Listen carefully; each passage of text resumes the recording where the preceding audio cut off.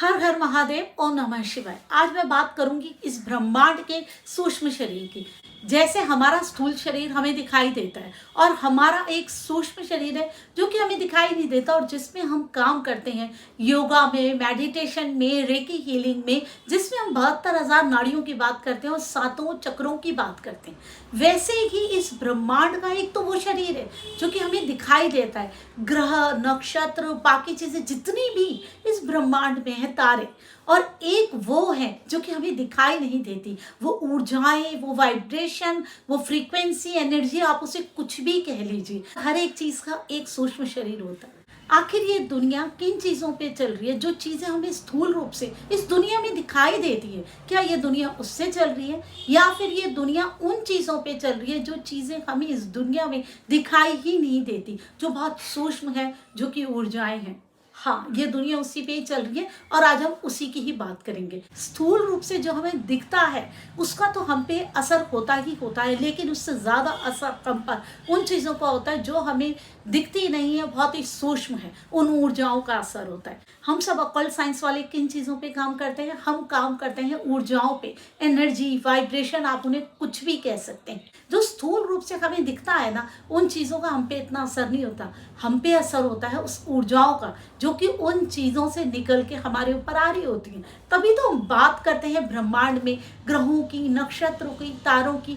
उनके होने से, उनके अस्तित्व के होने से हमें कब फर्क पड़ता है? जब उनकी ऊर्जाएं हमारे पास आती हैं, उन ऊर्जाओं का हमारे पास असर होता है। उसकी हम बात करते हैं ज्योतिष में। जब हम रेकी हीलिंग करते हैं तो उन ब्रह्मांड की ऊर्जाओं को हम लेकर के अपने शरीर की ऊर्जाओं को ठीक करते हैं, बैलेंस करते हैं।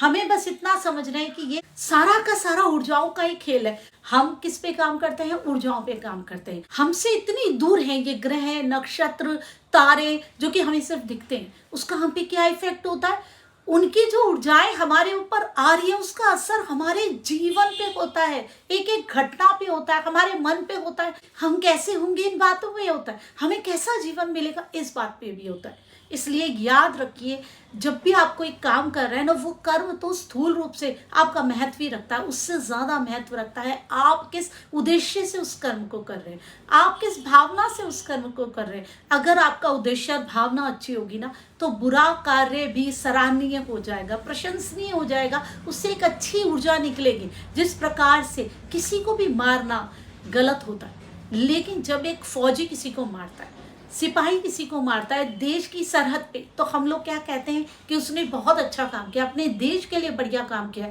एक अच्छी ऊर्जा प्रवाह होती है वहां। उसे खूनी नहीं कहते, दरिंदा नहीं कहते, कातिल नहीं कहते, कोई भी शब्द नहीं करते। हम उसके लिए अच्छे अच्छे शब्दों को प्रयोग करते हैं। हमारे मन में कितनी रिस्पेक्ट होती है उसके लिए, कितनी भावना होती है, कितना सम्मान होता है हमारे मन में उसके लिए। क्यों होता है वो सम्मान? क्योंकि उसने वो काम किस उद्देश्य से किया? हम सबको बचाने के उद्देश्य से किया, हम सबकी सुरक्षा के लिए किया, हम सबके जीवन में शांति बने रहे इसीलिए किया। इसलिए याद रखिए कि आपका कर्म क्या है वो तो महत्व रखता ही रखता है, साथ में आप वो कर्म किस भावना से कर रहे हैं वो उससे भी ज्यादा महत्व रखता है।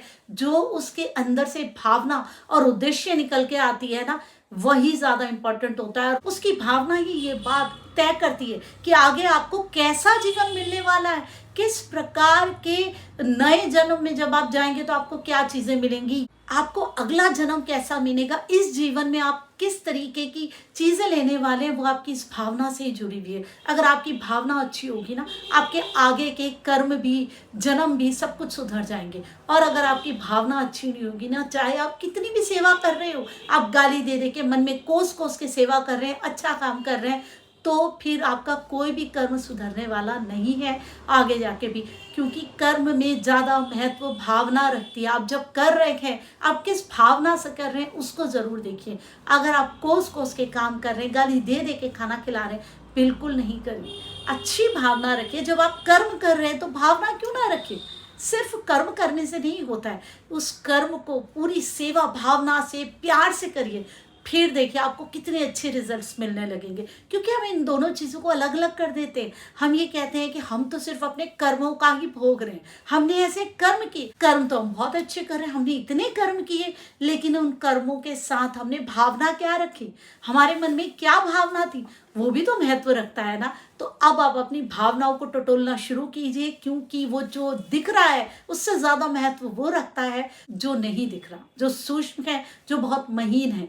हमारे अंदर के विचार, भावनाएं, हमारा उद्देश्य सबसे ज्यादा महत्व रखता है। अपने जीवन में अपने कर्मों के साथ साथ अपनी भावनाओं को भी शुद्ध कीजिए। हर हर महादेव। ओम नमः शिवाय।